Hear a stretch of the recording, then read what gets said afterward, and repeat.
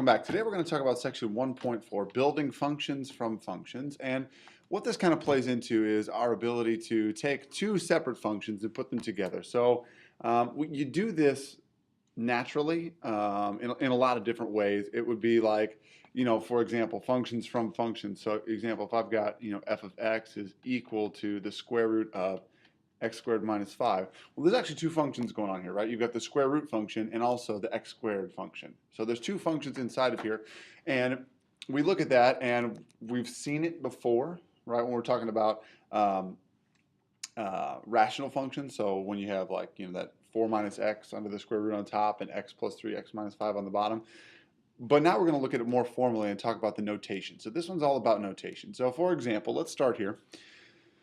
Two functions, x cubed and the square root of x plus 1. So if this is confusing to you, this literally means the square root of x plus 1. This is the way it looks in your calculator a lot of times. Okay, so the square root function is x plus 1.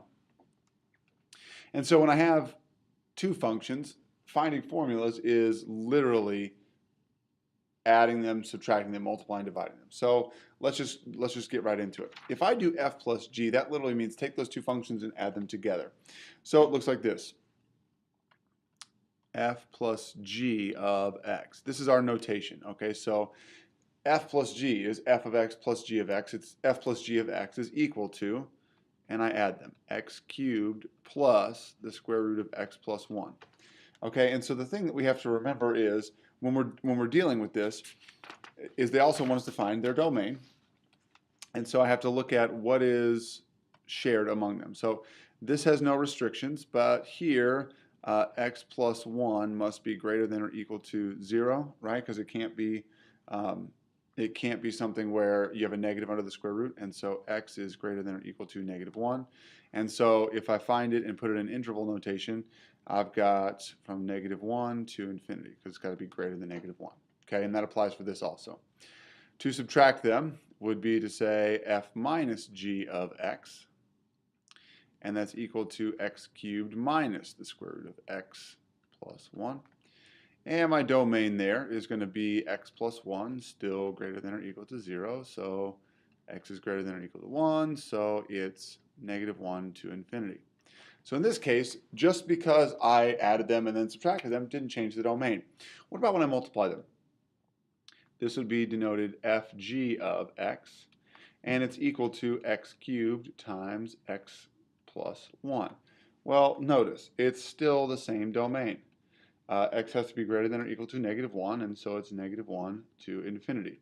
A lot of times, not all the time, a lot of times what you're going to see with the functions that we're dealing with is these three are going to be about the same, unless you have a rational function as one of the two of them. So when you divide them, you end up with a rational function. But here, we create a rational function.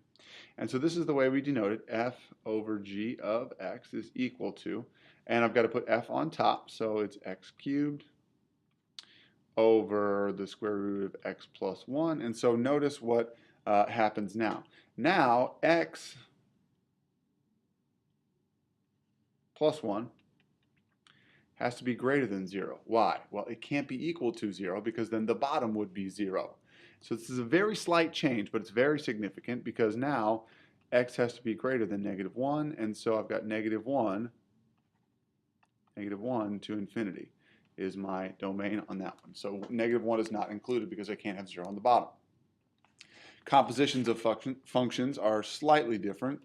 And so let f and g be two functions such that the domain of f intersects the range of g. Okay, so that literally means that it must work. And you're going to see what happens. So when I put in an x for f, it's got to be able to go into G. Well, you'll kind of see how this works here in just a minute. This is our notation.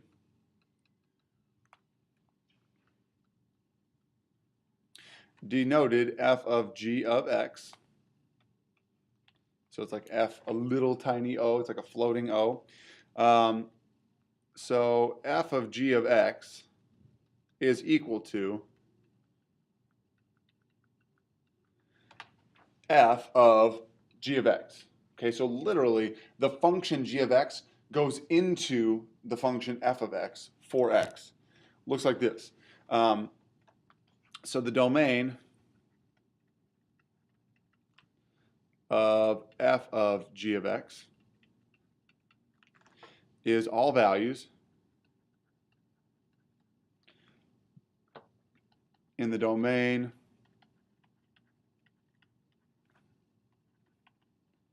of g of x that work for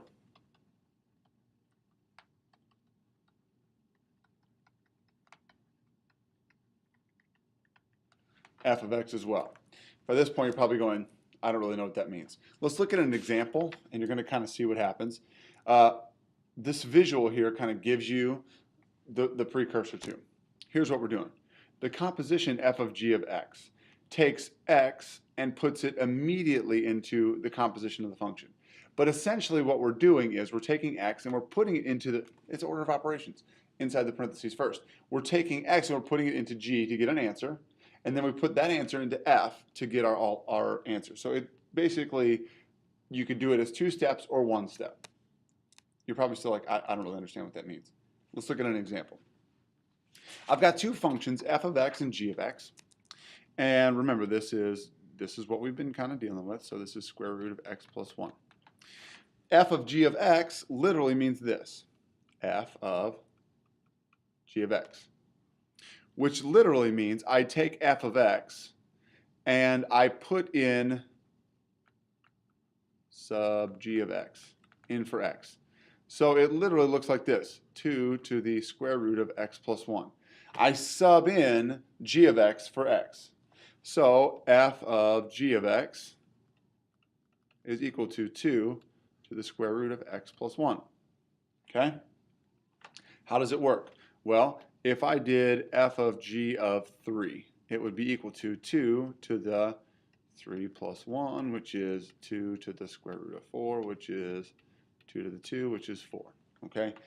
How else could it work? Well, I could do g of 3, which is equal to the square root of 3 plus 1, which is 2, and then do f of 2. So I find my answer, and then I plug it into f of x. That would be doing g of x first, and then plugging it into f of x. Well, f of 2 would be 2 to the 2, which is 4. Okay, so those should be the same answer. So if you're ever stuck and you're like, I don't know if I got it right, sub in the whole function and evaluate that number. Then you can evaluate the number for the inside function, and then put that answer into the outside function. Okay, if you want to just pause and try this one, you can. I'm going to keep rolling and show you how this works. Let's do the reverse. The reverse would be this. G of f of x would be g of f of x. So f of x into g of x. So whatever's on the inside goes inside the function. So I look at g of x, and I've got x plus 1. So I want to evaluate that for 2 to the x equals x. So I'd have the square root of 2 to the x plus 1. Okay? G of f of 3 would be the square root of 2 to the 3rd plus 1, which would be square root of 8 plus 1, which would be 3. So notice I get a different answer here. And that's okay because it's a different function. When I compose them differently, I put one into the other, I get a function. I put the other one into the other one, I get a different function. You should, most of the time, get a different function unless they're basically the same. That's composing them. Compose means to put together. When you compose music, you put together music from the notes. To decompose means to take apart, right? If a fallen tree is decomposing, it's breaking down into its elements. And so what they want us to do is find f and g. So find 2 functions that make up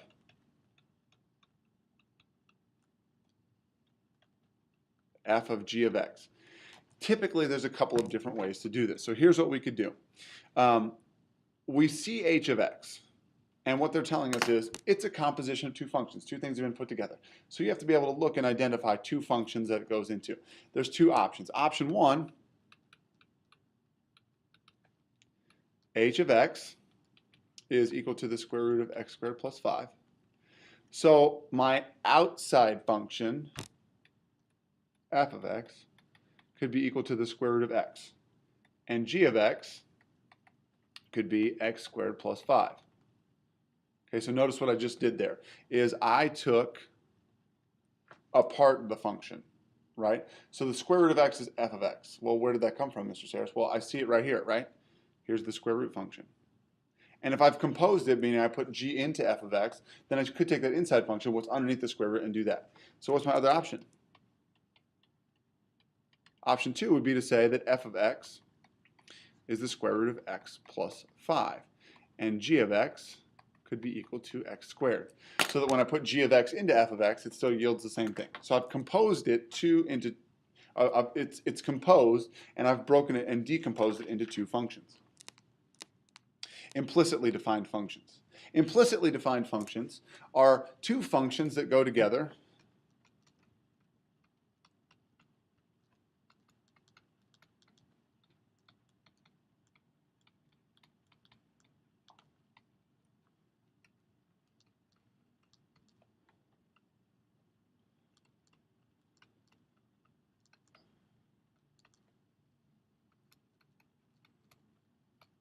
Your audio is not broken. I'm not talking.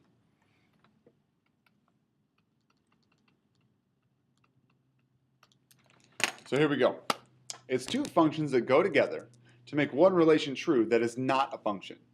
So you probably are like, well, I don't really understand what that means. Let's talk about a circle for a minute. We've studied the equation for a circle. Okay, we know there's a general form for it. We can move the center around and we can have this circle. But is a circle actually a function, right? The vertical line test says this is not a function.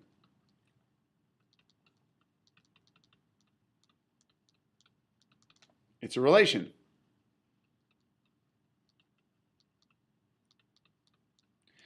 Implicitly defined functions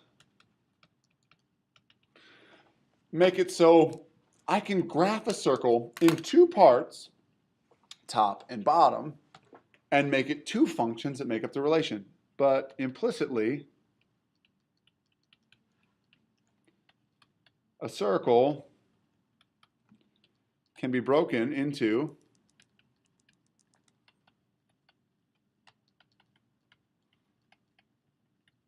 okay? So let's just say this for a second.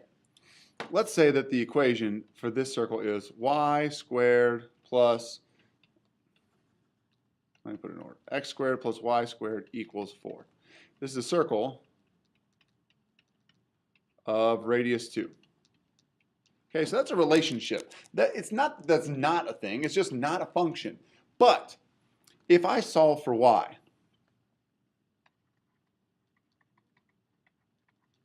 so I'll solve for y, so I'll have y squared is equal to 4 minus x squared. And if I take the square root of both sides, I'd have y is equal to plus or minus the square root of 4 minus x squared. Well, that means I have y equals the positive square root of 4 minus x squared, and y equals the negative square root of 4 minus x squared. Okay, and so what I've just done here, and I'm going to show you here, I'm going to pull up a graph.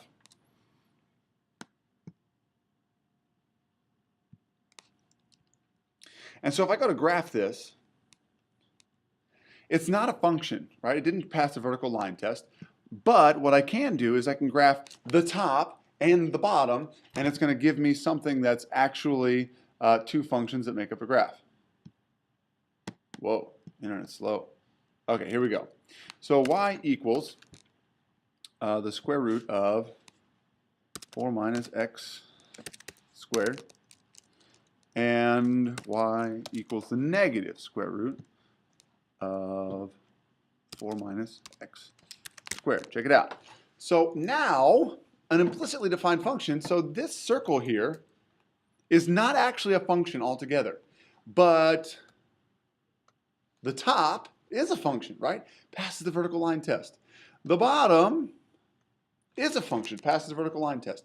Together, they are an implicitly defined function. Okay, so implicitly defined functions, two functions that go together to make one relation that wouldn't be a function on its own. Okay, that's implicitly defined functions. Okay, so let's talk about implicitly defined functions. I've got one here. And how do you know if something's going to be an implicitly defined function? Well, there's going to be some markers in the equation that are going to tell you this is a good candidate for it.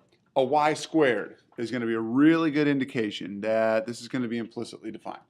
Okay, so describe and graph the relation 9x squared plus 4x squared minus 24y equals 0. Well, what I have here is I've got a y squared, and to graph, think about what I need. I need y equals. So y squared is going to break into y1 equals and y2 equals, and it's going to be like a plus minus. Okay, so it's going to be like top and bottom, and that's implicitly defined functions. It's going to give you a top function and a bottom function. So how do I deal with this? Well, I'm going to solve for y.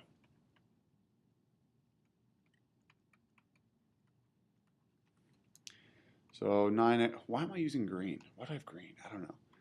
9x squared plus 4y squared minus 24y equals 0. So if I subtract 9x squared,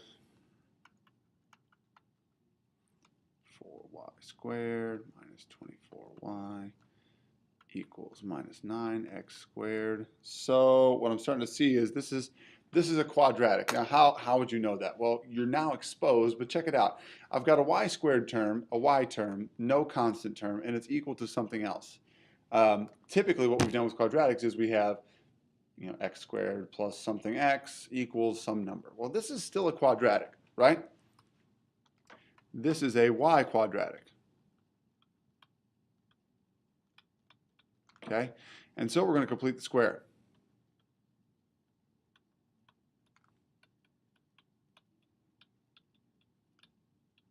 So here we go. First, I want to get my coefficient of 1. So I'm going to start with 4y squared minus 24y equals minus 9x squared divided by 4 on both sides. So y squared minus 6y equals minus 9 over 4 x squared. And so to complete the square, I'm going to put in b over 2 squared. So this is minus 6 over 2 would be minus 3 squared. And then on this other side, I'm going to put in a minus 3 squared. And so I've got on this side, and this is where I complete the square, right? So y minus 3 squared equals minus 9x squared over 4 plus 9. Okay, so check that out. I want to be able to add these things. So this is where it gets a little tricky. You're probably like, well, it's already tricky. It gets a little tricky here because this doesn't look like anything I've done before, but it actually really is. It's actually just a completed square on one side, that's this part, y minus 3 squared, equal to something. In the past, it's been constants. Well, here it's just a function because I'm solving for y to get two functions of x. And so I need common denominators plus 36 over 4. Okay, so all I did was multiply by 4 over 4. And so I've got minus 9x squared plus 36 over 4 is equal to y minus 3 squared. Well, what am I doing with this? Don't lose sight of what we're actually doing. What we're actually doing is we are actually completing the square so that we have two y functions. And so don't get lost. So I'm going to take the square root of both sides. Watch this. Y minus 3, I've always solved for y, is equal to plus or minus the square root of minus 9x squared plus 36 over 4. Well, you're probably like, I'm so confused, Mr. Saris. Stick with it, stick with it, stick with it, because here we go. So now, let's say, still solving for y, so I'm going to add 3 to both sides. All I got to do is clean it up. Y equals, okay, plus or minus the square root of 9x squared plus 36 over 4 plus 3. Okay, so let's continue to clean this up. I could take the square root of the bottom, so I've got plus or minus the square root of 9x squared plus 36 whole thing over 2 plus 3. So what are my two functions? y1 equals the positive square root of 9x squared plus 36 over 2, and y2 or plus 3 here. So y2 equals the minus square root of 9x squared plus 36 all over 2 plus 3 on the outside. Okay, and so what I can do is I can now graph top and bottom of this function. I've got a top function, a bottom function, and it's going to give me the equations that define this implicitly defined function. So it's not a function on its own because it's got this y squared, but together the top and the bottom make up the two equations that implicitly define this function. Okay, this leads us into our discussion about parametric relations and inverses.